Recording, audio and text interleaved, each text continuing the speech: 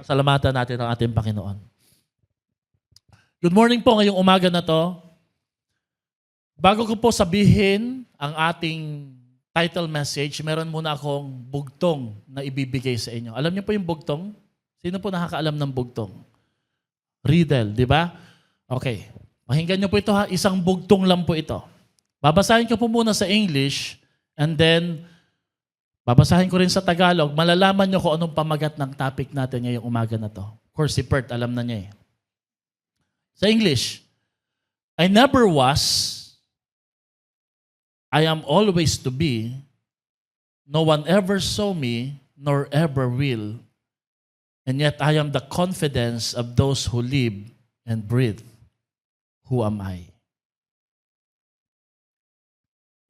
Tagalog, hindi ako kailanman naging, ngunit lagi akong darating.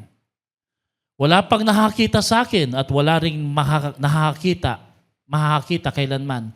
Gayon pa man ako ang nagbibigay ng pag-asa at katiyakan sa mga nabubuhay at humihinga. Sino ako?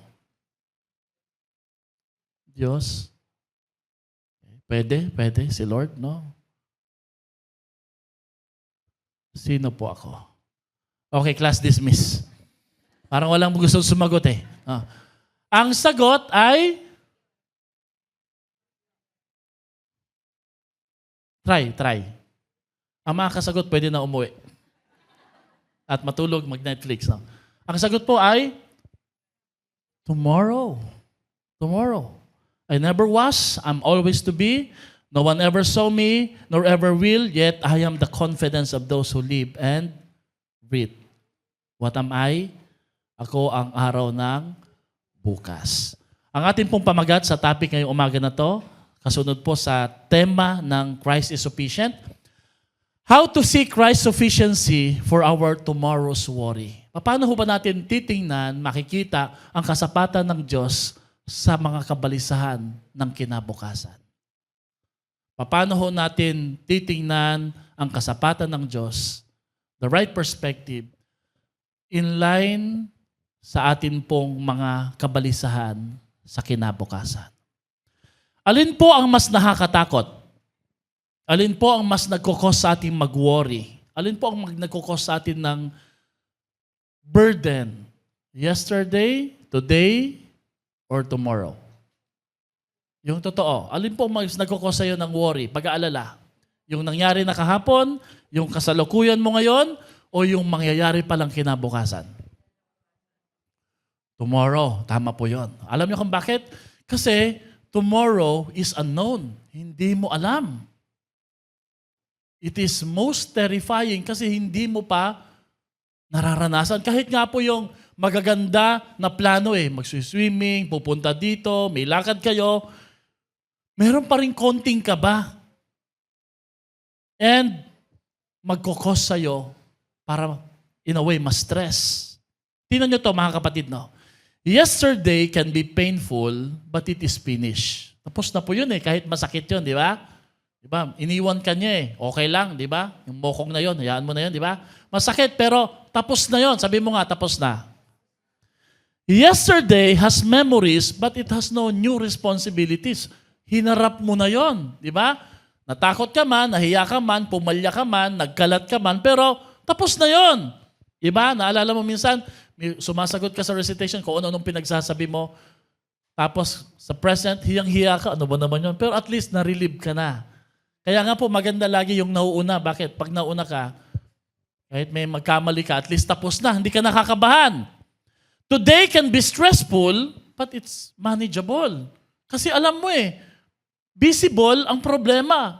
Nakikita mo. Halimbawa, ano bang problema ko mamaya? Tanghali, wala kaming ulam. Hindi, may ulam pala kami. So iniisip mo, lulutuin mo mamaya. Sino dito nag-iisip ka na ng lulutuin mo? O iinitin mo? Unong tatabihan mo para ilibre ka ng lunch, di ba? So, it has no new responsibilities. Today can be stressful, but it's manageable. Everybody say manageable. Because you have something concrete to deal with. Alam mo na kung ano yung eksaktong problema na kakaharapin mo. Paano ka babalik sa baha? Today has problems, but it is known. Alam mo yung problema. But tomorrow can be terrifying because it is unknown. Kaya nga po, marami po ang natatakot sa kinabukasan. Yung iba po sa gabi pa lang, iniisip na kagad. No? Sino ho dito, nag-overthink ka para sa araw ng bukas? Kinukuha mo na ang araw ng bukas, gabing-gabi, hindi ka pa makatulog. Kaya tingnan mo yung katabi mo, puno ng pimples yan. No? Yung isang pimples dyan, may kinalaman yan sa pag-aalala. No? Iba naman po dahil may crush siya. Joke lang. No? Isa po ay pinagpawisan. So we are tempted to imagine, what if something will happen? What if I fail? Paano po kung bumagsak ako? Paano kung hindi ko matatapos yung aking pag-aaral o ang aking gawain? Paano kung hindi sapat ang meron ako? Kaya silip tayo ng silip, di ba? Kung meron kang savings account, silip ka ng silip. Kaka-check mo sa ATM, nababawasan kasi may charge yun eh. Hanggang nakalimutan mo na yung password mo. Hanggang nag-close na, hindi mo na nabuksan. No? What if my family suffers? What if my plans don't work? What if God doesn't answer? So, although tomorrow has possibilities, totoo, di ba? May posibilidad naman talaga ang araw ng bukas, di ba? Hindi lang negative na nagkakos ng stress. Meron pa rin siyang possibility. Amen?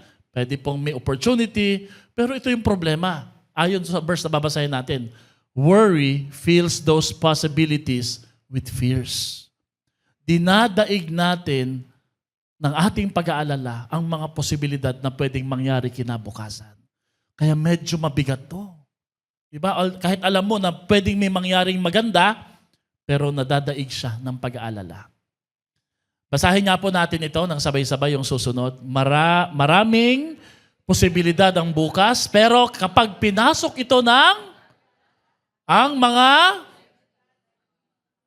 nag-a-agree po ba kayo doon? Totoo po ba yun? Kahit maganda, di ba? Kahit okay, di ba? Kasi nga po, pinapasukan ng worry. Yesterday may hurt you, today may challenge you, but tomorrow can frighten you because you cannot see it. Yun. Everybody say, you cannot see it.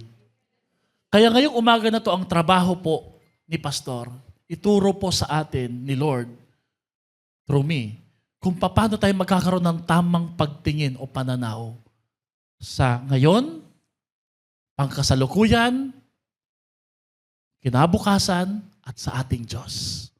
Kasi nga po, usually, ang nakikita lang po natin yung mga fear o pangamba natin. Meron pa akong tanong sa inyo. Delikado po ba yung pag-aalala? Dangerous po ba yan? Sige, tanungin mo kayo katabi mo, delikado ba? Masama ba sa tao ang pag-aalala? Totoo po ba yan, no? Sino ho dito may kaibigan ka na laging nag-aalala, no? Tara, mamasyal tayo. Paano kung malunod tayo? No? Paano kung makidnap tayo? Paano kung, no? Merong isang mama sa Bible na nangyari ang kanyang pinag-aalala. I'm not saying na kinontrol ng diablo o ng kaaway, pero mukhang sinakyan pag nag-aalala tayo. Job 1:25, pakibasa. Si Job po ito, ha? Sabi ho niya dito, nangyari na ang aking kinakatakutan na matindi. Nawalan siya ng 10 anak, nawalan siya ng lahat ng kabuhayan, yung kanyang mga kambing, baka, ari-arian, tahanan, kalusugan na wala sa kanya. Naiisip ko, inalaw siguro ng Lord to no? Pinahintulutan. Yes. Pero sa human perspective, makikita natin dito, inaabangan din pala niya. So, si Job kasi, although Bible character po ito, idol ng marami sa atin pagdating sa suffering, paano siya nagtiwala kay Lord, pero tao din siya na natatakot sa pwedeng mangyari. Amen? I was afraid something terrible would happen. And what I feared most has happened. So siguro, ini-imagine ko po araw-araw nag-iisip si Job, although he was blessed, no? Paano kung, ano kaya mangyari, no? Kung lahat ng to ng mga hayop ko mangawala sa akin. Hindi lang siya naririnig ni Lord, pati rin ng kaaway. Sabihin mo nga sa katabi mo, bawas-bawasan mo yung kape. Para hindi ka laging nag-aalala. Amen? Amen ba? Good news. But the God, our Alpha and Omega. Everybody say, Alpha and Omega. Who sees tomorrow. Ikaw, hindi mo pa nakikita eh. He is already there. Palakpakan natin ang ating Panginoon. Di ba? Yung pinangangambahan po natin, yung posibleng mangyari. May kwento sa amin, Brother Art, na ang Hagonoy daw lulubog na. Pero that was 2009 pa, nung nandun pa kami, nagpapastor ako.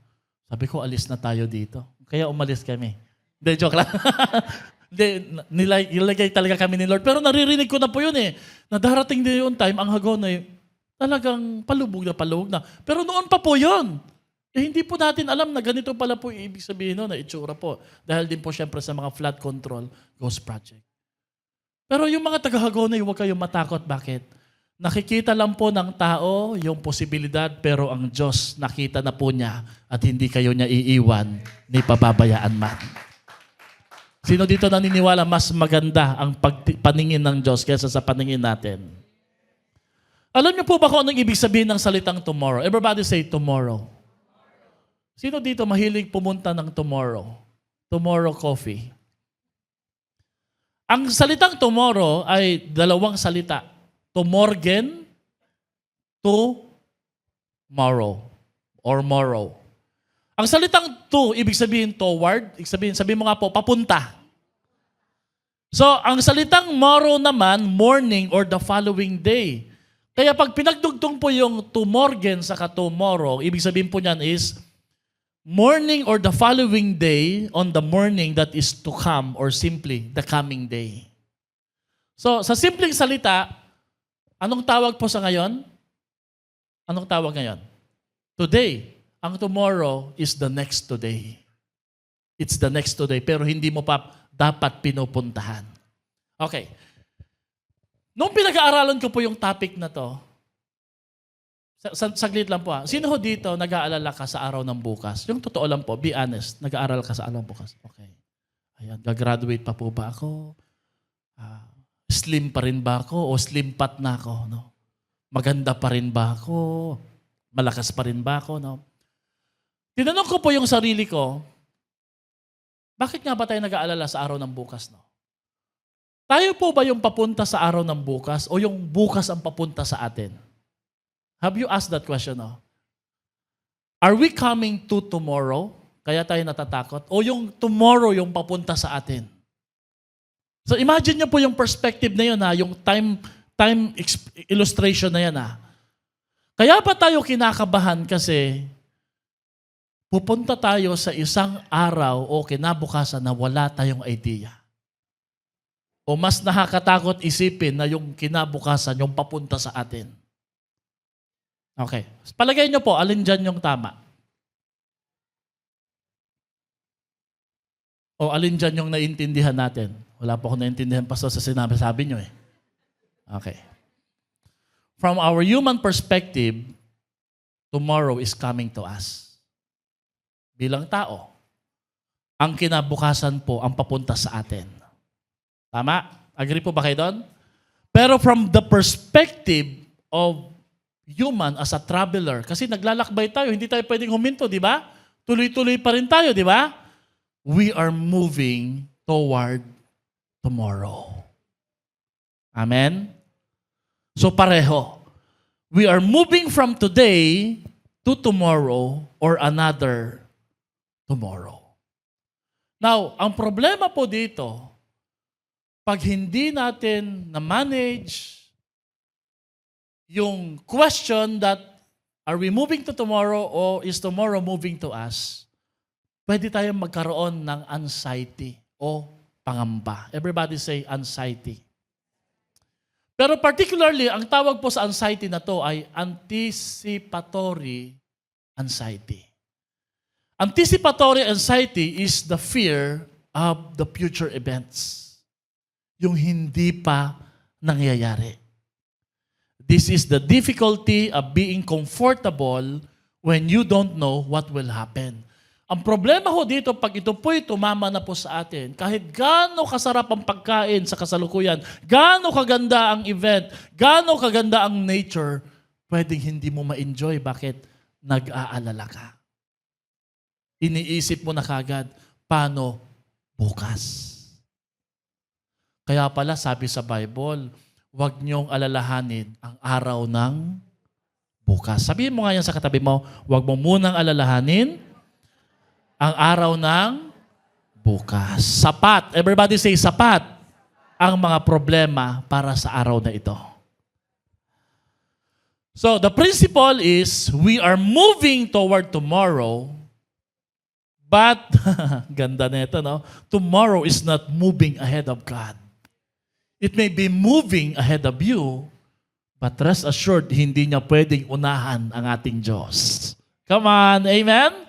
Because God is already there for every tomorrow. Tomorrow may be ahead of us, but it is, sabay-sabay tayo, never ahead of. Wow! Praise God. At bilang mananampalataya, normal po nakakaramdam tayo ng pangamba. Kahit naman po Christian na tayo, di ba? Kahit malalim ka pa kay Lord, pwede ka magkaroon ng anxiety, di ba? Pero kailangan tingnan mo rin ang isang reality. Kasi multiple yan eh. Nakikita mo yung problema, nakikita mo yung posibilidad, pero tingnan mo rin yung sinasabi ng ating Diyos. At ang sinasabi ng Panginoon sa atin, hindi ako pwedeng unahan ng kinabukasan na yung kinakatakutan. Dahil ako'y laging nahuuna sa lahat ng bagay. I am the Alpha and the Omega. Kaya meron tayong 3 araw na hamon. Siguro yun din yung isang reason, no? Wala naman sa Bible yan, hindi ito biblical. Bakit 3 araw po si Jesus namatay at pagkalipas na 3 araw siya muling nabuhay? Maybe it's symbolical because the 3 days challenge that we're facing right now is yesterday. What happened? Hamon sa atin yan, di ba? We are full of regret. Today, what is happening, we will be full of stress. Pero ang tomorrow, dinodoble, tinitriple niya yung nangyari o nararamdaman mo kahapon sa ngayon. Dahil nga po, nakakaramdam tayo ng pagkatakot, nakaka-develop tayo ng worry, fear, doubt, regret, stress, and depression. Hello? Pero meron pa pong isang tanong. Which day actually has the most trouble? Sabi natin kanina, ang araw na nakakatakot ay, anong araw na nakakatakot? Tomorrow. Pero anong araw dun sa 3? Kahapon, ngayon, at bukas, ang may maraming dalang problema. Anong sagot?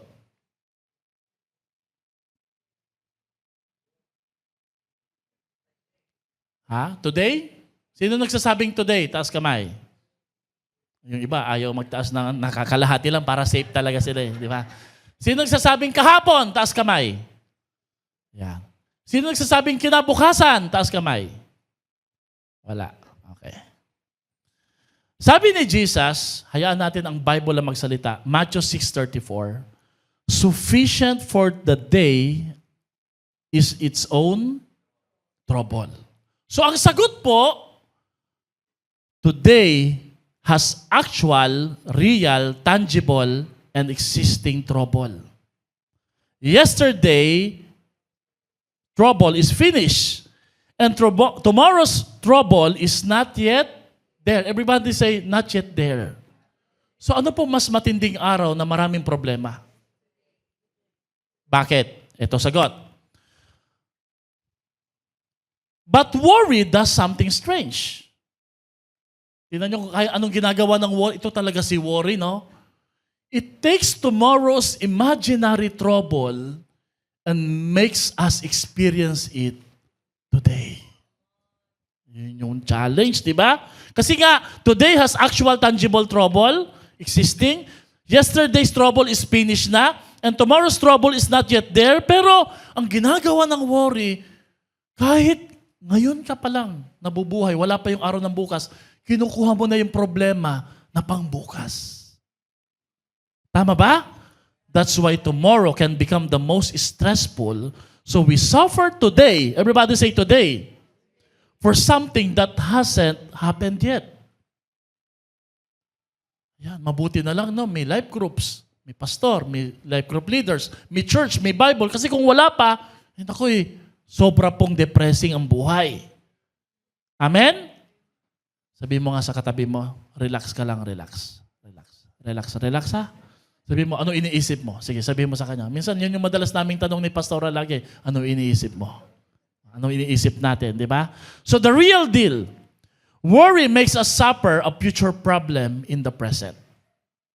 Yesterday, you cannot change it. Today, you can live it. Tomorrow, you cannot control it. That's why Jesus asked us to change the way we see tomorrow. Sabi ng Panginoon, baguhin nyo ang pagtingin nyo sa araw ng bukas. So ano pong dapat gawin? Okay, sa 3 days na to, na challenge, live yesterday to God's grace. Iwanan mo. Sabay-sabay nga po na magbasa. Go. Live today by, and then live. Parang live dapat yan. Mali po. No? L-I-V-E yan. Live tomorrow to God's sufficiency. Sa Tagalog, ang kahapon ay tapos na. Sabay-sabay. Ang ngayon ay hawak natin. Ang bukas ay hindi pa dumarating. Kaya huwag mong hayaan ang problema na wala pa ay nakawin ang kapayapaan na meron ka ngayon. Sabihin mo nga sa katabi mo, best makinig ka. Huwag mong hayaan. Sabi mo sa kanya, huwag mong hayaan. Huwag mong hayaan. Because yesterday is history, today is responsibility, tomorrow is uncertainty, but God is the Lord over all the three.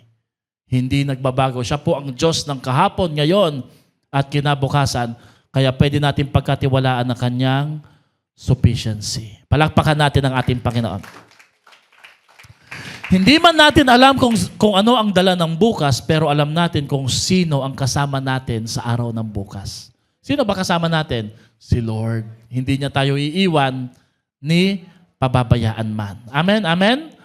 Tomorrow may be uncertain, tomorrow may be frightening, tomorrow may bring challenges, but tomorrow will never be Christless. That's an assurance. Ang araw ng bukas hindi mawawalan ng Diyos o Kristo. And if Christ is there, therefore, Christ is always sufficient. Now, merong 3 bagay sa Bible na dapat nating gawin, inuutos ng Diyos sa araw ng bukas. 3 bagay ha. Basahin po natin muna yung James 4:13-17. Sige po, pakibasa, sabay-sabay.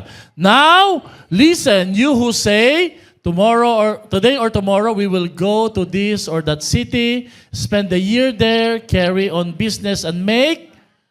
Why? You do not even know what will happen tomorrow. What is your life? You are a mist that appears for a little while and then, okay, so parang vapor, usok, sunod. Instead, sabay-sabay, you ought to say, if it's the Lord's will. Everybody say, if it's the Lord's will. Sa Tagalog, kung loloobin ng Diyos. Kung loloobin ng Diyos. We will live and do this or, as it is, you boast in your arrogant schemes. All such boasting is evil.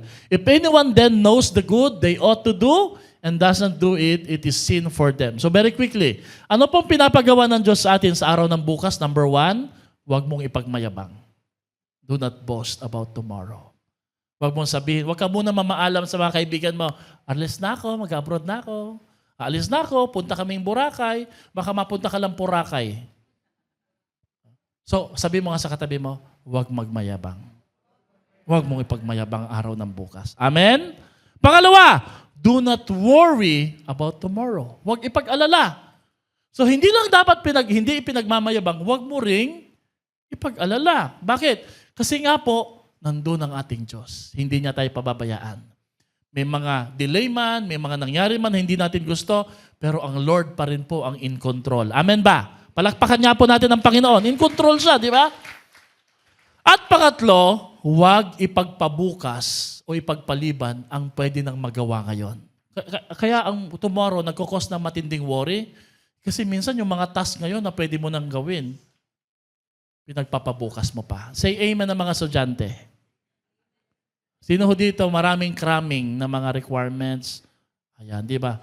Sabihin mo nga sa kanya, gawin mo na. Gawin mo na. Kasi nga po, magkukos siya ng maraming trouble sa ating mga buhay. Pag maaraw, ayusin na po yung mga butas sa bubong. No, hindi yan inaayos pag bumabagyo. Kung kailan bumabagyo, nasa taas ka, di ba? So ayusin na. Amen? Okay. Meron pa tayong babasahing passage. Ito yung Matthew 6:24-34. Pakibasa po natin to with feelings po ha. Paano po ba yung pagbasa ng with feelings? Talagang kasama po yung mata, pati yung mukha, no? With feelings. Okay? Sabay-sabay tayo. Ready, go. No one can serve two masters. Dapat with feelings.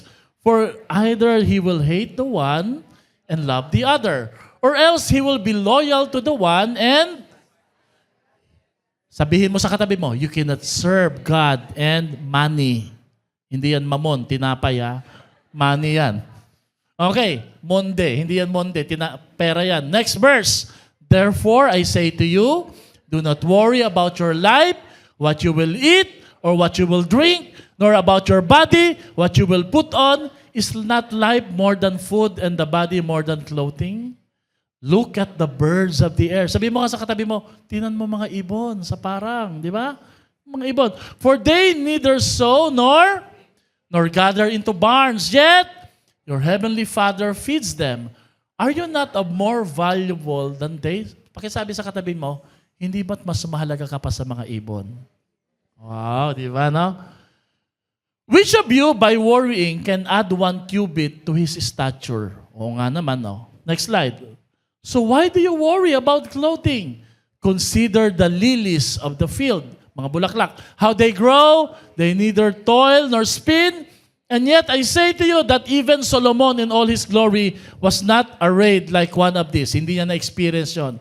Now, if God so clothed the grass of the field, which today is and tomorrow is thrown into the oven, will He not much more clothe you, O you of little faith?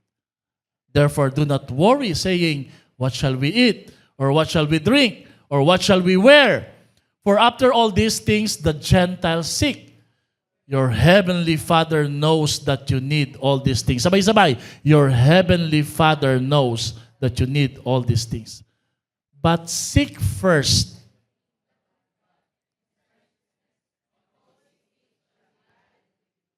Therefore, do not worry about tomorrow, for tomorrow, sufficient for the day is its own trouble. Meron tayong titingnang ilang perspective na gusto po ni Matthew na makita natin. Gusto rin ni Lord na makita natin. Paano natin dapat makikita ang sufficiency ni Kristo para sa ating kinabukasan? Because ang worry na to, everybody say worry. Sino dito, master warrior? Mataas ang kanyang antas pagdating sa pag-worry. Professional warrior. Worry looks at tomorrow without God, but faith looks at tomorrow with God. Number 1, sabi ni Paul, ni Matthew, ang unang dapat nating tingnan is look at the birds in the air and the lilies in the field. Everybody say, look around. Kung gusto mo raw na hindi ka mapuno ng pag-aalala, huwag ka lang tumingin sa iyong bulsa, pitaka, kakulangan. Tumingin ka sa palibot o kapaligiran. The Greek word for look means to observe carefully. Magmatsyag. To look intently. Parang sinasabi ni Jesus po sa mga readers niya, open your eyes and pay attention. Kasi may tendency po tayo, pag puno tayo ng worry, hindi lang hindi natin nakikita yung paligid natin, hindi rin natin napapansin yung mensahe ng ating Panginoon. Amen ba? Naniniwala ba kayo na may mensahe ang Diyos sa atin, sa ating paligid? Meron, di ba?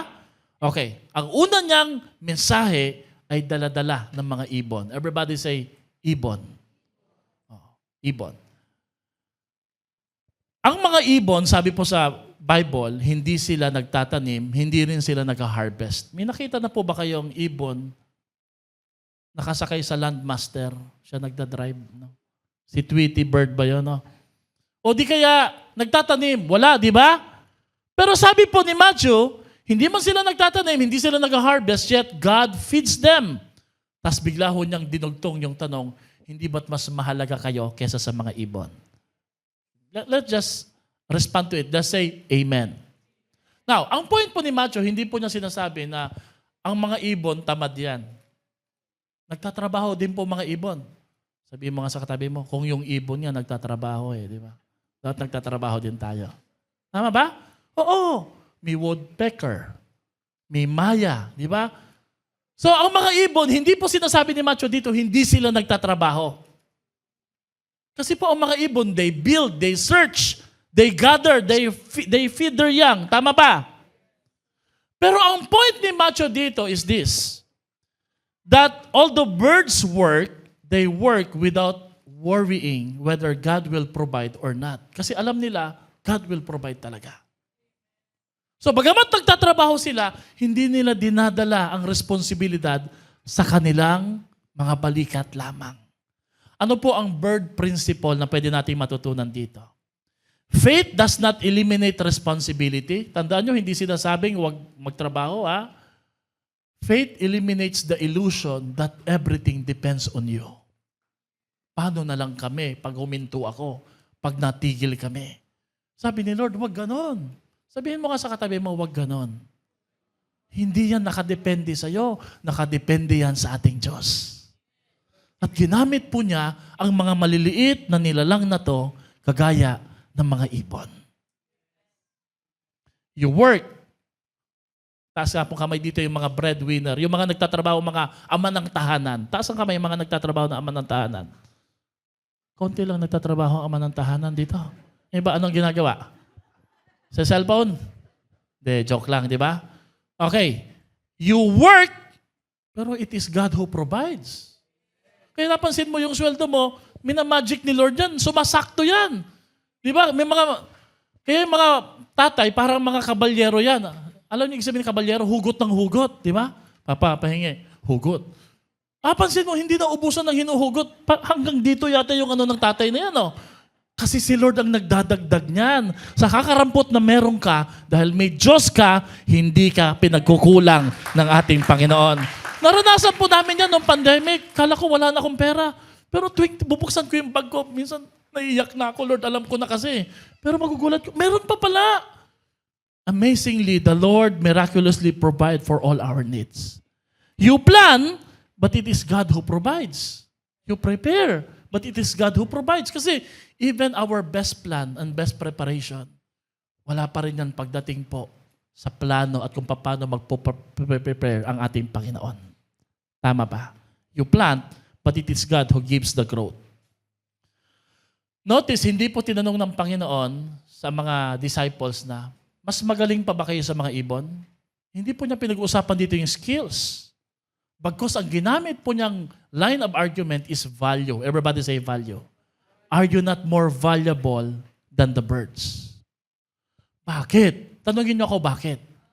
Kasi po, ngayon na nagtatrabaho tayo, sometimes we associate our value, everybody say value, with our work salary and our work position.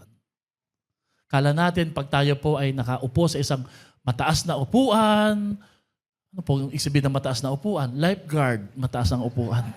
Hindi po, pag nataas na posisyon, lifeguard, kitang-kita, di ba? No? Pag meron ka mataas na sahod, production, mataas na bank account, akala mo valuable ka, sabi ni Lord. Tingnan yung ginamit illustration, hindi niya ginamit yung elepante, giraffe. Ang ginamit niya yung weak na nilalang. Sabi niya, ito nga, di ko pinapabayaan. Pero ang trabaho niya ito, katiting lang. Pagdating po sa food, Jael, walang problema. Ako lalo na si Jetro, ikaw na magre-referee. Tama na, Jetro. Si Jehaya, pag kumain, parang ibon, yung bibig. O Jehaya, buka, kain. Kakain ng konti, tapos maya, hungry. Paano hindi ka kumakain di ba? Kahit sa kasing liit na ibon, at ito lang yung limitadong nagagawa nila, sabi ni Lord, hindi ko pinapabayaan yan. Kayo pa kaya? Kayo pa kaya nga, di hamak na mas malaki kaysa sa mga ibon? Your value begins with a truth that you are known and loved by your Heavenly Father. Ang halaga ninyo ay yung katotohanan na whether nasisense mo o hindi, Kita ka ng Diyos. Ramdam ka ng Panginoon at hindi ka niya pinapabayaan on everyday part of your life with your family. This is God providing and protecting you. Kaya ka nakakarating sa araw na ito. Amen? Amen. Notice po, mga kapatid, the birds have fewer resources. Amen? Yet they sing with peace. Nakikita niyo yung mga ibon kumakanta. Sa likod po ng inuupahan namin yun, may ibon doon kumakanta. Minsan naman parang kinakatay. Sabi ni Jael, unggoy ba yun o ibon? No? Yet they sing with peace. They have no pantry. Wala silang imbakan ng pagkain. Di ba? Hindi kagaya ninyo. Pag sinabi ng anak nyo, gutom ako, buksan mo lang yung rep. Oh, pantry na rin yan, di ba? Yet they don't panic. May nakita na ba kayong ibon nagbukas ng rep? Ano bang masarap dito? Walang t-shirt pa, di ba? Nakagana pa. Sarap dito na Graham na makakainin ko dito, di ba? Pero ikaw, may pantry ka, nagpapanik ka pa. Tama? Okay. We have work. We have pantries. We have savings. We have plans. We have resources. And yet we still panic. Jesus is teaching us that peace does not ultimately come from having more. Peace comes from trusting our Heavenly Father. Totoo yun, di ba? Sometimes yung having more, nagkukos siya ng anxiety. Paano kung magkulang to? Kasi nasanay ka na maintain mo yung level na yon. Dapat yung gatas namin, dapat may iba pa, meron pang dairy milk, meron pang... Dati-rati po, ang gatas po namin, Liberty lang, yung tinutusok ng kutsilyo sa yung lata, di ba? Walang rep po noon, pero hindi napapanis yun. Ewan ko ba? Amazing po. At kung medyo papanis na ko na yun, mga matatanda sa amin, tinitimpla na ng kape. Okay ba? Ayos ba? Wala nagda-diarrhea noon. Ano yung mga diarrhea yung tinatawag na dito? Gatorade? Walang Gatorade noon. Matitigas po mga tiyan at sikmura ng mga tao noon. Matitibay ngayon, konti lang. Ano nangyari sa'yo? Amoy ba? Amoy ba? Kaya pala sumakit yung tiyan mo kasi may lumusot na amoy. Amoy ba? Ayun, no? Amoy ba pala yun? Amoeba pala. Look at the birds of the air. Everybody say, look at the birds of the air. Pwede ba mamaya, pag napapagod, nalulungkot kayo, wala kayong pambayad sa Shopee, tumingin-tingin kayo sa labas ng mga ibon? Hindi, totoo. Pag namumroblema kayo sa mga bayarin, bills, totoo po yun. No? Mag-birds ICA. Kayo, anong tawag doon? Sightseeing. Punta kayo sa Candaba, maghanap kayo ng mga ibon. Hindi, totoo. May purpose po talaga si Lord dito. Pag yung mga asawa niyong babae, minsan walang pera, mainit ang ulo, labas niya, halika tayo sa parang tayo natin. Tinanmuhan yung mga ibon. Ganda ng mga ibon na to, no? Sabi naman niya, ano naman magagawa ng mga ibon na yan? Wala tayong bigas mamaya eh. Sabi nga ni Pastor, tingnan mo mga ibon sa parang. Hindi sila Hindi, ang sinasabi lamang po dito, huwag mong dalhin yung bigat sa sarili mo. Tingnan mo sila. Meron na ba kayo narinig na ibon nagpa-counseling? Nagpa-counseling ako dito, wala pa akong appointment sa mga ibon eh. Yung, Pastor, magpapa-counseling po ako eh. Ano yan? Papagod na ako kakalipad. Kakatuka. Kakapakain sa mga inakay, di ba? Wala pa! Are you not more valuable than they? Sabi mo nga sa katabi mo, mukha ka lang ibon pero mahalaga ka pa kaysa sa ibon. Palakpakan po natin ang ating Panginoon, di ba? Di totoo, maminsan-minsan po. Kaya maganda pag mangarap kayo ng bahay, yung medyo nasa bukid po, yung medyo malapit po sa mga nature, magkakape kayo. Kasi po pag nandun ka sa puros building tapat, wala masyadong ibon. Puro ingay, gulo, lalo kang naririndi. There's a reason kung bakit ang nature kinonect po dito. Because nature speaks of God's goodness, faithfulness, and glory sa buhay po natin. Sino dito nagpipray yung bahay mo nasa bukid? Hallelujah. Amen. Sabi mo nga, Lord, bigyan mo po ako ng bahay. Maraming ibon nawa, Lord, no? Maraming ibon. Notice, hindi niya sinabing maraming pusa. Yung pusa, na-stress ka, papakainin mo na naman, di ba? Pero sabi ni Lord, maraming ibon. Pangalawa, sabi niya, look down. Everybody say, look down. Tinan mo ang mga halaman. Sino dito mga plantito-plantita? Tinan mo ang mga lilies. Lily. Hindi po Mother Lily, Lily. Sabi ni Lord, birds, look at how God feeds them. Tingnan mo paano sila pinapakain. Pero nag-shift po, may movement na nangyari po dito, poetic movement, no? Consider how they grow. Dito, pinapakain lang, pero dito, lumalago sila. Now, in case you doubt the Lord, tinan mo yung pamilya mo kung gaano kalaki na sila ngayon. Tinan nyo yung narating nyo ngayon. Malayo pa, pero malayo na. Bakit ang Diyos hindi nagpapabaya sa buhay po natin? Amen? Tinan nyo po ang church po natin. Hindi pinapabayaan ng Panginoon. Totoo po ba yan? Learn something from the lily. Jesus moves from food to clothing. Gusto po niyang i-deal ang problema ng worry po dito. So kung merong bird principle, meron tayong lily principle. You don't have to manufacture what God can provide because God's provision is greater than human achievement. Listen, ang bird para makakain, hahanapin nila. Ang lily, nakatambay lang. Pero ang Diyos ang nagsusupply sa kanila. Minsan niisip mo, wala na akong trabaho, wala na akong magagawa ngayon, wala na nag-hire sa akin. Paano na ako? Yung word ko, nawala na. Sabi ni Lord, look at the lily on the fields. Pinapalago sila ni Lord, pinapaganda pa. Sabihin mo nga sa katabi mo, pagagandahin ka ng Panginoon. Tutulungan ka ni Lord. No, kasi nga po, ang manufacturer, hindi ikaw, ang Lord. Ang birds, hahanapin nila. Pero ang isang illustration, if in case, wala talaga, hindi ka talaga makahanap na ng resources, sabi ni Lord, the lily, just wait. But God caused them to grow, caused them to become beautiful. Did you know that flowers don't manufacture their beauty? Beauty is just received. Hindi sila nag-e-effort para, may nakita na po ba kayong lily nag-makeup? Halaman po na namili sa Shopee ng Chinchanso. Hindi kusa lang silang magaganda, di ba? Bakit nga? Kasi nga po, sila po ay kusang pinapaganda ng ating Panginoon. Now, in relation to worry, worry says, I have to hold everything together. Kagaya ng ibon, kailangan, it all depends on me. Pero sa lily principle, sabi ni Lord, God is already holding things together. Don't worry. Hawak ng Diyos yan. Paano kung gagawin ito ng anak ko? Paano kung pumalya sila? Sabi ni Lord, mas anak ko yan kesa sa anak mo. Mas love ko yan kasi anak ko rin yan. Palakpakan natin ang ating Panginoon. Amen? At ang sabi ni Lord, it grows. It grows. Siguro kausap niya dito mga pagod na mga magulang at negosyante. Tatrabaho na naman kami. Sabi ni Lord, tambay muna kayo.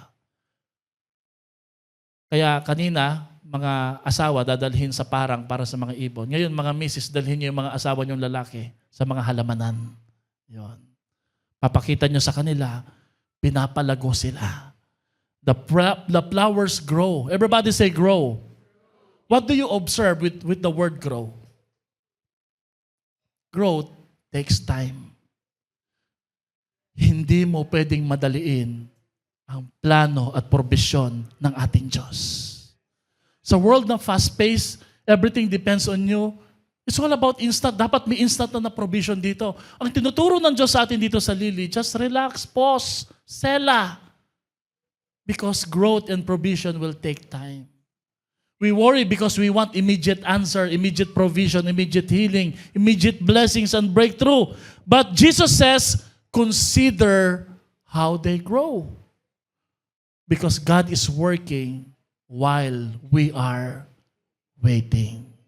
Naranasan nyo na po ba yung nag-a-apply ka ng trabaho? Walang tumatanggap sa'yo, tapos biglang nung nag-apply ka ng trabaho, lahat ng mga in-applyan mo, tumawag na sa'yo. May inaantay kang blessing, wala, talagang tahimik talaga eh. Pero kung kailan meron kang ginawang effort, pas bigla pong nagsunod-sunod naman po yung unexpected blessing sa ating buhay. Kasi ang time frame po natin, hindi time frame ng ating Diyos. Iba po ang time frame ng ating Panginoon. Pakitapik yung katabi mo, sabi mo sa Kanya, matuto kang mag-antay. Jesus is telling us, stop for a moment, look at the flowers, and let the flowers teach you a lesson. Ano po ang lesson dito? Jesus is teaching us how to see our future or tomorrow. through the character of God.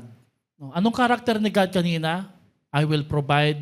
Kahit nagtatrabaho ka, ako pa rin ang supplier. Pero dito, ang panibagong character na na-unleash o tinuro dito is that God takes care of what He has created.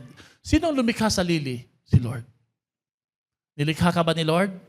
Yes. At kung nilikha ka ni Lord, kagaya ng pagkakalikha niya sa halaman at bulaklak, sa pagkakalikha niya sa ibon, rest assured, lahat ng nilikha ni Lord, hindi niya pababayaan. So this verse brings us back to God. It points us back to God. It does not point us back to our work and employer or business.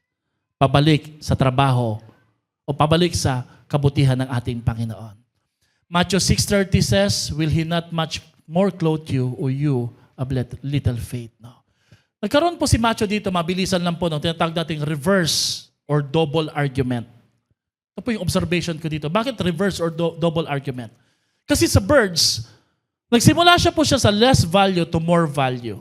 Sabi niya, birds are less valuable than people, yet God takes care of them. How much more will He take you? Pero sa lily, ang ginamit po niya dito, from less glory to greater glory. Lilies have no human achievement or status. Kagaya ng bird, hindi sila makakilos. Ang bird, gagawin mong pet, pero wala pang tao, ginawang pet yung lily. So wala silang value masyado. Kaya ang sabi ni Matthew, they are thrown today, they are there today, and they will be thrown tomorrow. Wala silang value. Susunugin lang sila eh. Pero sabi ni Lord, and yet, sa araw na to na sila ay binuhay ng Panginoon, sa araw na to pinapaganda sila ng Diyos at hindi sila pinapabayaan. Yet God clothes them beautifully. How much more will He care for you? So in these two illustrations, lilies and bird, Jesus is attacking anxiety from both direction. Pansinin ni Lord, sabi ni Lord, yung lili nga, walang itsura eh. Yung lili, walang mata, walang mukha, walang pisngi. Ikaw nga, may pisngi. Sabi niya, do I need to have enough to be secure? No, because even lilies have beauty they did not manufacture. Pakisabi nga sa katabi mo, look around. Look around. Pangalawa, look at God and at the kingdom. Look up. Sabi ni Matthew, huwag ka lang tumingin sa paligid, tumingin ka rin sa taas, sa Diyos, at sa Kanyang kaharian. At dito po makikita natin ang pinaka-importanting talata that holds these verses all together. And that can be found in Matthew 6:33. Ang sabi sa Matthew chapter 6 verse 33, seek first the kingdom of God and His righteousness, and all these things shall be added unto you. Unahin mong hanapin ang Panginoon kaysa yung pagkain lang. Hindi po niya sinasabing huwag ka maghanap ng pagkain. Ang sinasabi niya, kakahanap mo sa salitang sapat at sobra, hindi ka na nag-church. Pati linggo nagtatrabaho ka na. I don't know, no? Pero kayo magalit sa akin, pag magagalit po kayo, okay lang po. But it's my responsibility to say this now. 6 na araw kang tinutulungan ni Lord. Ang linggo, wag mo nang kunin kay Lord yan.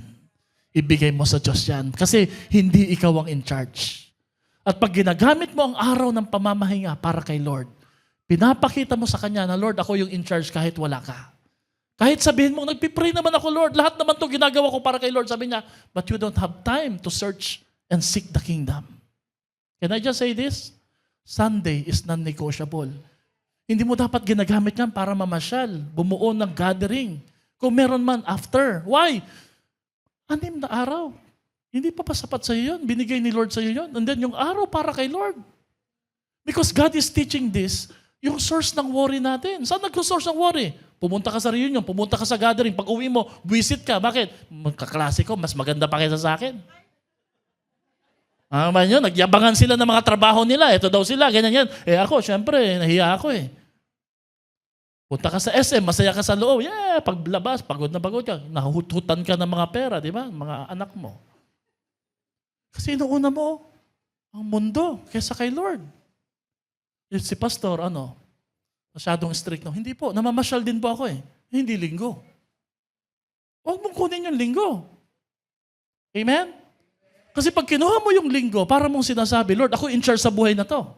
Wala akong time para sa'yo. Pero Lord, pag may problema ako, kailangan marami kang time para sa akin. Sabi ni Lord, it does not work that way. It does not work that way. The source of your worry is not money. The source of your worry is your wrong priority. Wala kang time kay Lord. Marami kang time sa mga lakad, punta dito. Hindi po masama yun, ha? Wala kang time sa spiritual. No wonder, madali kang mag-crash down pag may problema. Bakit? Wala kang feeding ng Word of God. Amen? Nai-schedule po yung mga appointments na yan eh. Pero pagdating kay Lord, priority yan. Non-negotiable po dapat yan. At alam niyo kung bakit ko ito sinasabi? Kasi ito yung prinsipyo na nangyayari sa inyo pag inuuna niyo ang Panginoon. Sabi ni Lord, don't worry anak, all these things, dadagdag ko lang sa inyo yan. Ako bahala dyan. Pero pag inuuna mo yung need mo, para mo sinasabi kay Lord, Lord, akong bahala dito. Ano na lang mangyayari sa pamilya ko pag hindi ko inuna lahat yan? Sabi ni Lord, wag, hindi ganon. Ako yung Diyos. Hindi pa nagpalit ang pagkakataon na ikaw ang naging Diyos at ako ang naging tao. Sabi ni Lord, ako ang Diyos at mas magaling ako na Diyos kesa sa tao. Because I take care, I provide, I sustain, and I never leave you nor forsake you. Worry says, what will happen to me tomorrow? Faith asks, what does God want me to do today?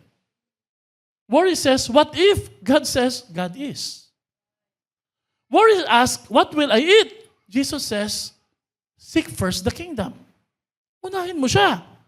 Puros pagkain lang ba iisipin mo ngayon? Sino ngayon? Iniisip mo pagkain na naman. Yung kakakain lang, nag-iisip na kagad, ako ganun eh, kakakain lang ng tanghalian, bili ka ng tinapay. Tinapay? Panghimagas. Panghimagas, merienda yan. Minsan pansit, di ba? Kasi lagi tayong gutom eh, di ba? Sabi ni Lord, unahin mo. Magbasa ka ng Bible, manood ka ng Sunday services. Worry asks, what will I wear? Jesus says, seek His righteousness. Worry says, how will everything work out? Jesus says, when you put me first. Pag inunan niyo ako. Now, mangyayari lang to pag ikaw nag-apply nito sa buhay mo. Ikaw mag-a-apply niyan. Pag tinanong mo yung tanong, paano mangyayari yung pastor? Sasara ko yung linggo sa trabaho, business, para kay Lord. How will it work out? Sabi ni Lord, subukan mo ako, unahin mo ako, and I will show you na hindi kayo magkukulang. That is what God is telling us sa verse na to. Amen? Ang kingdom principle, kung may bird principle, Lily's principle, ang kingdom principle, don't make your needs the center of your life. Hindi mo siyempre sinasabing sentro ng buhay mong pangailangan. Pero pag tinignan ka ni Lord, tinignan ka ng ibang tao, yun yung itsura. Nagre-revolve sa needs natin. Rather, sinasabi ni Lord, make God's kingdom the center of your life. Kasi needs should not become our master, our focus, or the organizing principle of our lives. Kung ang nag-uudyok, nagtuturo, nagdidikta na ng schedule mo, yung needs mo, pangailangan. Pasensya na anak, wala pa akong time sa inyo. Ha? Bakit? Magtatrabaho pa ako eh. So ang nagdidikta ng schedule mo, ng priority mo, yung pangailangan mo, then it becomes your master. And that's dangerous kasi hindi na si Lord ang ating buhay. The kingdom principle changes our question from what will I get to what can I give. The kingdom principle changes our question from how will I survive to how can I serve. The kingdom principle changes the question, what about my tomorrow, to what does God want me to do today? Unahin mo siya. Paglingkuran mo siya. Bakit daw po? Because Matthew chapter 6 verse 32 says, the Father knows all of your needs. Sabihin mo nga, alam na niya. Pag alam na niya, hindi mo na kailangang ulitin pa na paalala. Alam na niya. Diba? Ang kailangan mo lang gawin, sumunod lang sa Kanya. Kapag ang ating pangailangan ang nasa sentro, pag-aalala ang maghahari. Tuloy niyo po. Go. Kapag ang kahari.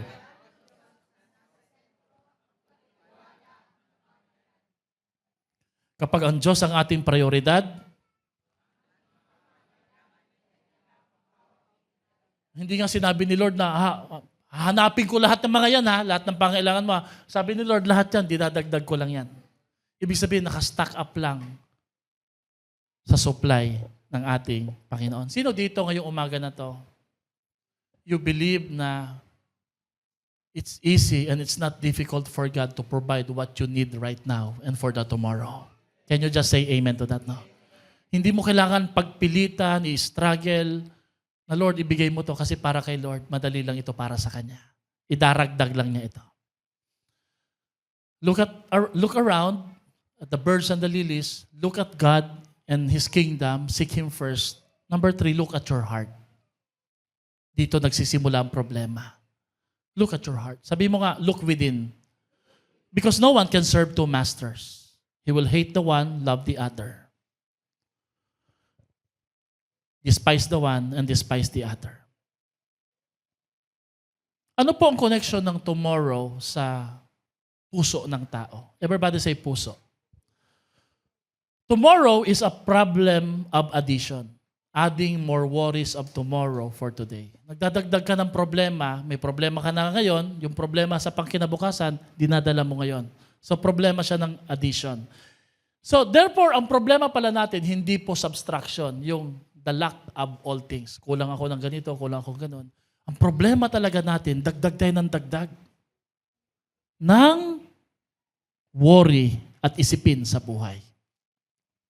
Worry is not only about what has been taken away, it is also about what we keep adding to our hearts.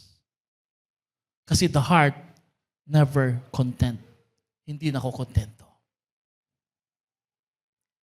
Kaya nga po sabi sa Bible, sabi ni Jeremiah, the heart is deceptive above all things. It is above cure who can heal it. Jesus says, don't add tomorrow's trouble for today's trouble. Bantayan natin yung ating puso kasi baka mamaya, hindi na pala siya need, craving na, gusto pa nating makuha.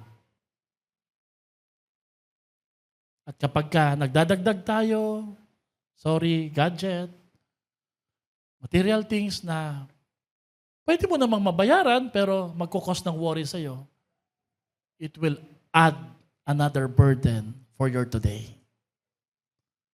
And the issue is not adding some worries or burden today. The issue is the heart that never gets content.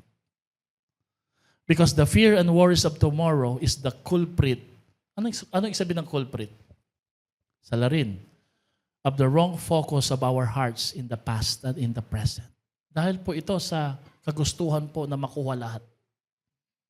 So we need a heart check. Look within is a heart check. Pang-apat at panghuli, look at today and tomorrow. Ano pong dapat nating tingnan sa araw na to? The cross is God's declaration that your future is not left to chance. Because we may not know what tomorrow holds, but we know the one who holds tomorrow. Di ba binasa na natin yan last Sunday, Romans 8:32, He who did not spare His own Son, but delivered Him up for us all, how shall not He not with Him also freely gives us all these things? No, sinasabi sa verse na to, from greater to lesser things, binigay na ng Diyos.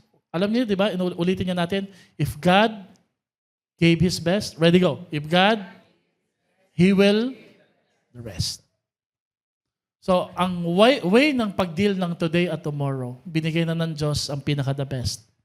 Hindi na natin dapat pag-isipan kung ibibigay niya.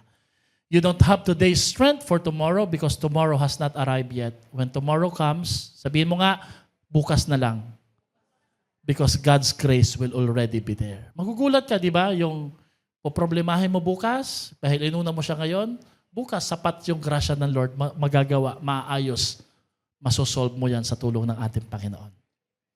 So as we close, meron pong 7 bagay sa buhay mo na sufficient si Lord. 7 bagay. Number 1, sa concern mo ngayon at bukas, sapat siya. Pagkatiwala mo kay Lord yan. Ano yung concern mo ngayon? Pangalawa, sa conflict at chaos. Hindi mo alam, yung friendship mo ngayon, bestie mo, baka magka-problema kayo, di ba? Normal yan, di ba? Magkakapamilya, magkakapatid, nag-aaway. Pero sa future conflict at chaos, sapat si Lord. Sufficient siya. Hindi ka niya pababayaan. Amen ba? Sa concern, sa conflict mo tomorrow and chaos, sapat siya. Pangatlo, ito maganda, sa cravings mo. Minsan pati cravings mo, no? Si Lord, sapat. Basahin yung verse na to. Go. Take delight in the Lord and He will give you the of your heart. Pang-apat, sa kompromiso mo. Kasi pwede kang bumagsak. Isip mo, magaling. Kahit pastor. Maraming mga pastor ngayon sa US, nagli-lead ng mega churches. Malalaman may mga scandal, yung iba, may mga nahulog sa kasalanan. And that's our prayer every day. Na, Lord, ingatan mo kami. Di ba? Anong sabi dito sa verse? Sabay-sabay tayo. God is who will not allow you to be beyond. O, yung mga nasa harap, song leader, papakanta, tumutugtog. Dangerous. Kasi prone tayo sa temptation. Yung mga na ginagamit ni Lord, babantayan lagi ang puso. Sa yabang, pagmamatigas, sa feeling natin, magaling na tayo. Ikaw ang unang pababagsakin ng kaaway kasi matindi ang magiging impact pag nalaman nila, ikaw na ginagamit kung nahulog ka sa kasalanan. So be disciplined. Pero ganun pa man, pag bumagsak ka, sabi ni Lord, sa araw ng bukas, sapat pa rin ako. Amen.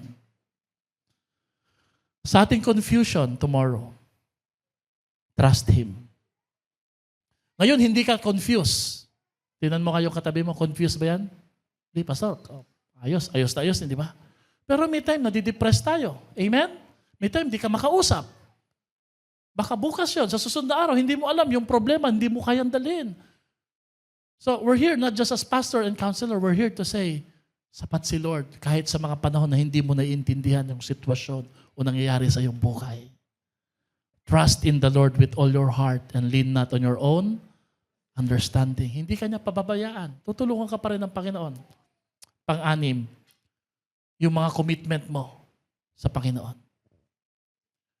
Just this year, last summer, meron pong pumasok sa office, mag-asawa, dala nila yung kanilang mga anak, Pastor, natanggap na po namin yung aming inaantay po na pera. Malaki. Sapat sa kanila. And here's the portion of what we have received. We're giving it to the church lot building project. Nagulat po ako. Wow, amen. Naalala nyo pa. Ano po kung bibilhin nyo dito? Bibili sana kami ng ganito, mahalaga. Pero we have made a commitment kay the Lord na should we receive this amount, kahit wala pa nung time na yon, ibibigay namin yung portion na to kay Lord. Grabe. Did you know na pati yung pangako mo na maging matapat kay Lord, tutulungan ka niya na matupad mo yun? Oo, di ba? Yung nangangako ka, Lord, one day, papagtagumpayan mo lang ako. Lord, one day, makaraos lang ako dito. Lord, babawi ako sa iyo. Sino dito ang prayer mo, babawi ka kay Lord? Tutulungan ka ni Lord yan. At hindi ka lang niya tutulungan. Tutulungan ka niyang hindi mo makalimutan yan. Amen? Kasi ayaw ni Lord ng mga covenant breakers. Broken promises. Pag nangako ka kay Lord, tuparin mo. Kasi sinabi mo kay Lord yan eh. Amen? Huwag mo i-adjust. Anyway, pag pinangako mo kay Lord yan, tutulungan ka niya na matupad mo yun. Do you believe on that? Palakpakan natin ang ating Panginoon. Because the Bible says, He who calls you is faithful, who also will do it. Tapat siya eh. Kaya grateful ako, sabi ko, alam ko na ang Diyos ang nag-arrange talaga na paano nyo ma-receive yung amount na inaantay nyo na yan. Hindi ko nga alam eh, wala akong idea eh. Meron din pong isang couple na pumasok din sa office, nag-pray kami, and then wala akong kalam-alam. Sabi niya, Pastor, this is our commitment for the Lord. Ang work naman niya ay siya yung nag-aasikaso sa mga kaso ng seaman. Pag ang seaman naputulan ng daliri, na disgrasya, ayusin nila, walang gastos yung seaman. And then, pag naayos na po, may porsyento sila. Pero ang tagal bago makuha yung pera. Pero nung naayos na, it took them years para maantay. Sabi niya, Pastor, ito po para sa church. Naka-envelope, di ginawa ko po, sige po. Binigay ko po sa treasurer na. Bago ko po ibigay, tininan ko muna, sabi ko, ano siguro to? Minsan po, nagtatansya na ako, sabi ko, ano siguro to? Nagulat po ako, hindi pala siya doon sa expected na sinasabi ko lang. Higit pa.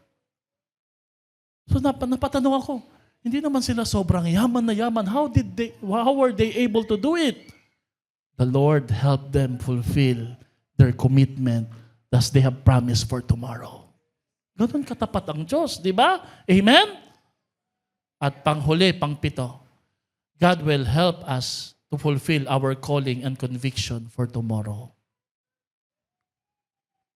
Anong assurance na ikaw at ako maninindigan pa rin sa pananampalataya? Tama pa rin ang paniniwalaan. Yung ibang mga song leader sa Hillsong Australia, backslider na po kayo, hindi na po mga believer. 80 years na po yung iba. Pero galing nilang kumanta, no? Kaya delikado pag ina-idolize natin yung mga song leader, hindi si Lord. Nawala sila sa faith eh. Ikaw kaya, ano kayang assurance na yung faith na meron ka na sound gospel, totoong gospel, si Lord ang Diyos, malinaw na theology, yun pa rin yung faith mo kay Lord. May pangako ang Panginoon. Basahin natin yung verse na to. Sabay-sabay tayo. Ready, go. Now, unto Him who is able to keep you from falling and to present you faultless before the presence of His glory with exceeding joy, to the only wise God, our Savior, be glory and majesty, dominion and power, both now and... Pag hindi ka nag-resist, nagpakumbaba ka lang sa pagkakamali po natin, babalik ka ni Lord uli sa tamang pananampalataya. Kaya gumagamit ang Diyos ng mga pagkakataon. So sa makatuwid mga kapatid, whatever tomorrow brings, God's grace will always be sufficient. Sabihin mo sa katabi mo, hindi siya magkukulang. Therefore, do not worry about tomorrow, for tomorrow will worry about its own things. Look at the birds, God will provide. Look at the lilies, God knows. Look at the kingdom, God will reorder your priorities. Look at your heart, God will reshape your desires. And look at today and tomorrow, Christ will be sufficient. Tayo po'y tumayo para sa isang panalangin. Sa atin pong pagtayo, Hebrews 12 verse 2 says, fix your eyes on Jesus. How do we see God's sufficiency for our tomorrow's worry? Tutok lang kay Lord. Sabi mo nga, tutok lang kay Lord. Tutok lang. And Hebrews 13 verse 8 says, Jesus Christ, yesterday and today, the same, forever, to the ages. Hindi po nagbabago ang ating Panginoon sa ating buhay. Siya'y tapat, then, now, and forever, tomorrow, hindi siya magkukulang sa ating mga buhay. Dalangin ko po ngayong umaga na to, na lagi mong pagkatiwalaan ng ating Panginoon. Dalangin ko po ngayong umaga na to, na lagi mong isuko ang Diyos sa iyong buhay. Isuko ang iyong buhay sa ating Panginoon. If you feel like raising your hands, please do so. Taas mong kamay mo sa Panginoon. As a gesture of surrender, siguro nagtatanong ka ngayon, paano na ako, Lord? Pero hindi paano na ako. Sabi ni Lord, anak, itanong mo, Lord, anong gusto mong ipagawa mo sa akin? Nang sabi ni Lord, unahin mo ako, anak. Huwag mo akong unahan. At akong bahala. All these things shall be added unto you. Whatever our worries, whatever our fear, Jesus Christ is the same yesterday, today, and tomorrow. So trust God. Give your worries to God. Come on, raise your hand. Sabi mo, Lord, sorry, Lord. Inuunahan kita. Sorry, Lord, nagdududa ako. Sorry, Lord, nakakaligtaan kita. Sorry, Lord, hindi ikaw ang priority ko. Pero thank you, Lord, kahit sa pagkukulang at pagkakamali ko, tapat ka. How many of you here naniniwala kahit sa pagkukulang natin, tapat siya? Sapat siya sa ating mga buhay. Can we just say amen to that? And let's say, Lord, ikaw nang bahala sa aking kinabukasan. Palakpakan natin ang ating Panginoon.